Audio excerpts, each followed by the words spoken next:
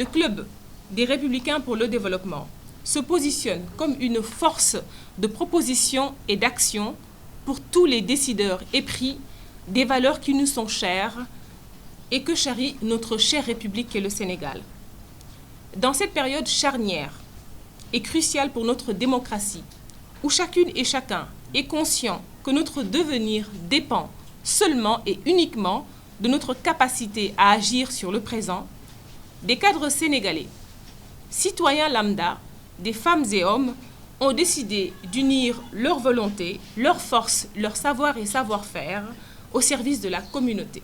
Nous ne sommes pas là pour faire de la politique politicienne, encore une fois, même si par ailleurs la politique c'est la gestion des affaires de la cité. Nous nous impliquons, nous ne le cachons pas, nous nous impliquons dans la gestion des affaires de la cité parce que non seulement c'est notre devoir, mais aussi il y va des intérêts de chacun et de chacune des Sénégalais que nous affectionnons tant. Je pense qu'effectivement, en tout cas ce mouvement est venu à son heure et ma foi, nous existons depuis déjà plusieurs mois, mais comme je vous l'ai dit, ce n'est qu'aujourd'hui.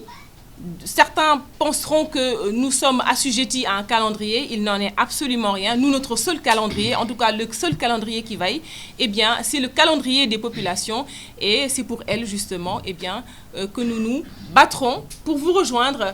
Je préfère se battre que défendre. Nous nous battrons justement à leur côté pour que leurs intérêts soient sauvegardés.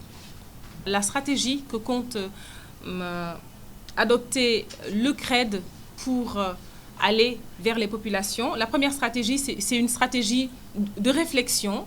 La réflexion, évidemment, qui sous-tend donc une bonne connaissance des dossiers des Sénégalais. Je pense qu'aujourd'hui, le Sénégal le seul dossier qui vaille au Sénégal, c'est celui du développement. Et justement, savoir comment se développer. Vous savez que la première chose pour une population, c'est tout simplement eh bien, de prendre connaissance de l'actualité de son pays. Parce que si on vit sans information, eh bien, on ne peut pas savoir justement eh bien, l'essentiel. Donc, la première stratégie, ce sera des conférences-débats. Nous ferons des conférences, nous ferons des ateliers parce qu'aussi nous avons une vocation de former justement, en tout cas les populations qui voudront bien être formées. Encore une fois, nous n'avons pas l'apanage du savoir, nous n'avons pas l'apanage des connaissances, mais nous avons notre bonne volonté.